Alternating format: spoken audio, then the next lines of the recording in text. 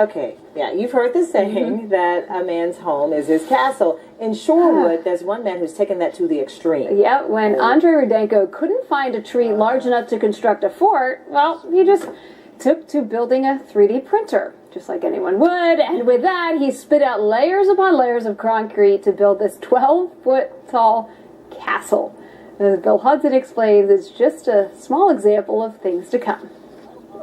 Backyard playhouses are commonplace in Minnesota. Concrete castles, well, not so much. Andrei Rudenko is a contractor with a passion for computers and architecture and a mind for invention. Captivated by 3D printers, Andrei designed his own. He built an extruder that spits out layers of concrete in whatever pattern he programs. Actually, it's almost the same like a regular printer, but much bigger size. To extrude the concrete, he had to get the mix just right.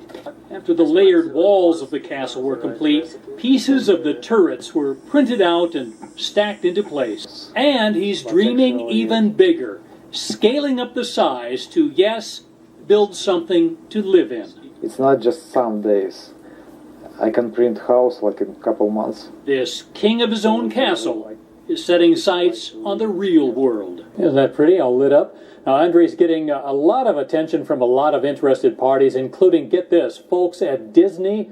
The Magic Kingdom could well benefit from his 3D extruding technology. You can imagine all the things they could make with it down there. He's so nonchalant about it. I mean, you have to be really smart, first of all, to do something Incredibly like that. smart. He's got such a background in engineering and mechanics and in computer-aided design. So, yeah, it's just natural for him, right? Doesn't surprise me. Disney wants to get a hold of that guy. I think the kids could use one of those. Great. Thanks, Bill. Sure.